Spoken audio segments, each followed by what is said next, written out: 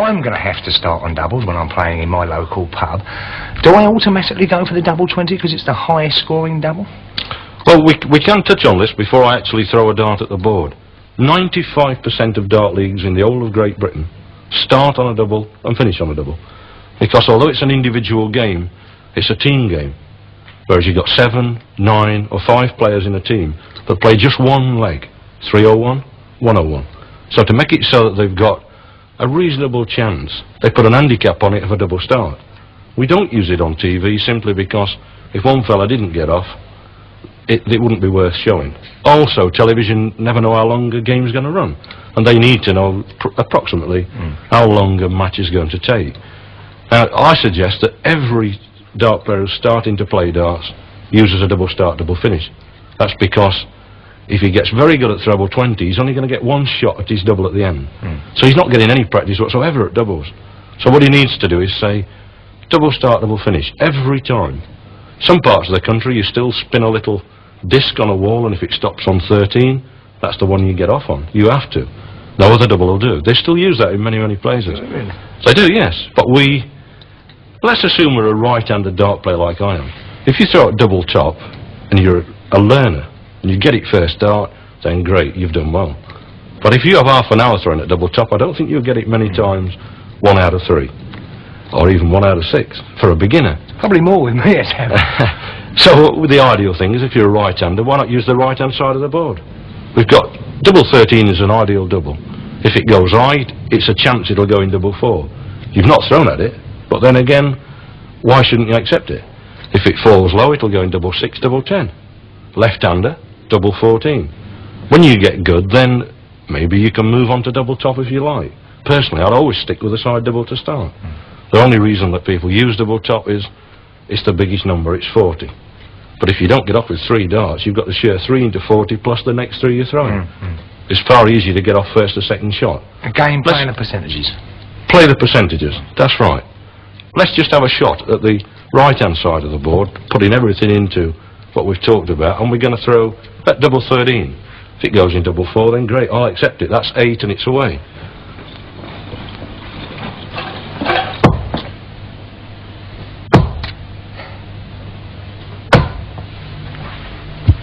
There we go, Phil.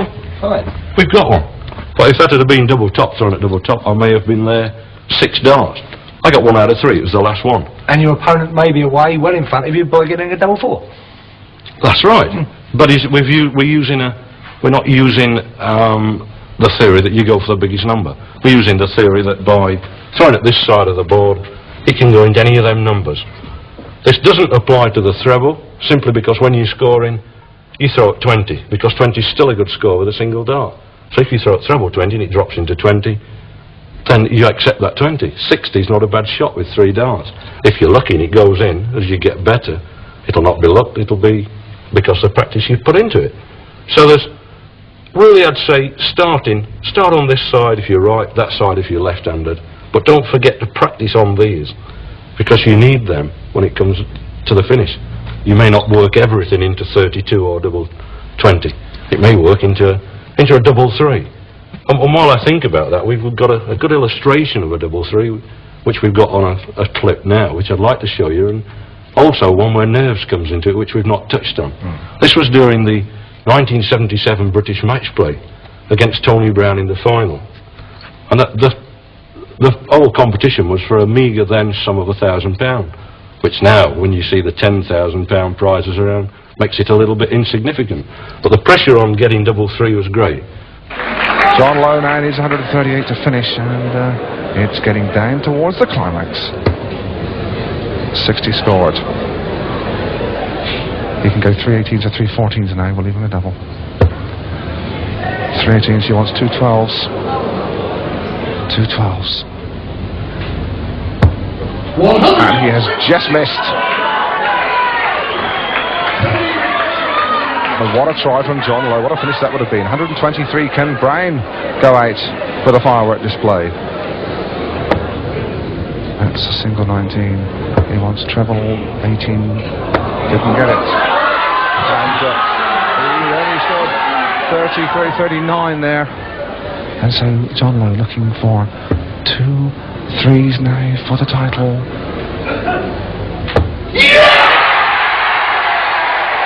Bottom of the board, but top of the tournament. John Lowe wins it. The British match play title is his. 17 darts in that last leg. An absolutely riveting, absorbing game of darts. John Lowe scoring 3 180s there. A really worthy champion. John Lowe, the England captain, confirming his world ranking #1 in what has been a really scintillating series.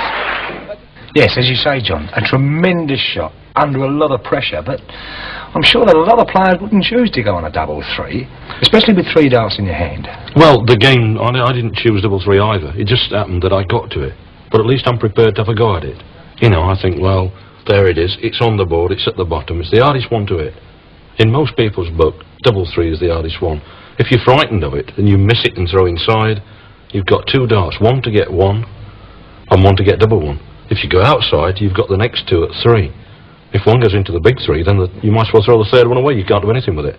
Particularly in the position that we saw there that Tony Brown was in. He was on a finish. So it's determination, confidence that you can get it. The only way you're going to have that confidence is to practice on them. Use these doubles regular. You may never use them in a match. You may never use treble 5 in a match. Treble 7 very rarely comes into a game. You don't need them. But they're not put there for nothing. You will eventually arrive on them when you don't want to play on them, and if you can hit them, or have got confidence you can hit them, practice on them, and you're going to make it right. I suggest a good way to practice for a beginner or somebody who thinks that he's a really tip-top champion and only needs treble 20 anymore, double 16 and double top, and that's his whole Aspect of his game, I his think. complete aspect of what he thinks is darts. He's wrong. Why not use the lot? Start on double 1, double 7 and bullseye, double 6, double 11, bullseye. Keep using them, the opposite doubles and bull. Try and space them apart. Use the total width of the board.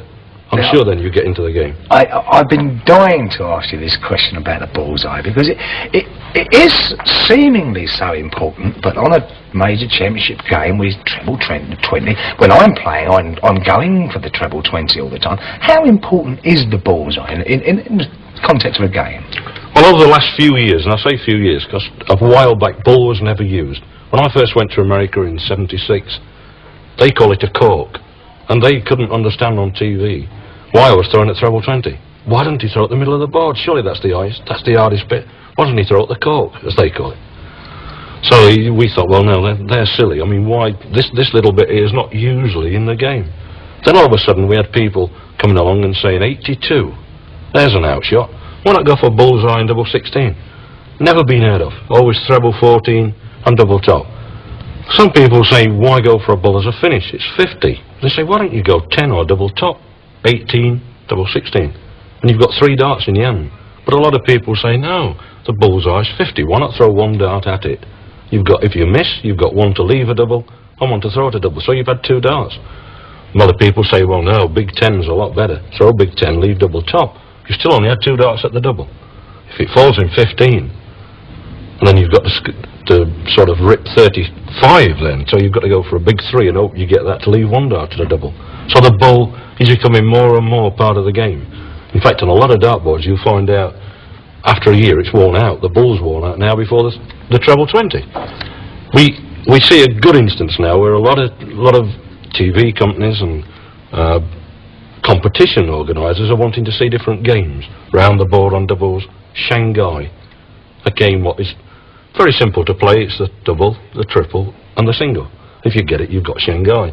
Then they play halve it, where you set it off with a score. If you don't get the proper numbers, you halve the score. And then there's one called cricket, which most people know how to play. You have 11 wickets, which are 11 balls. And you have to score all 11, get them off or get them out before the other fella's got as many as he can on scoring. One typical example of the bullseye was in such a game in the Tetley Dartsathlon on Leeds. And this is the most interesting thing about bullseye we'll ever see, the best bullseye thrown in my opinion, when the very first 3 bullseyes was ever seen on television. We can show you a little piece from the film, and don't just watch the first 3, watch what happened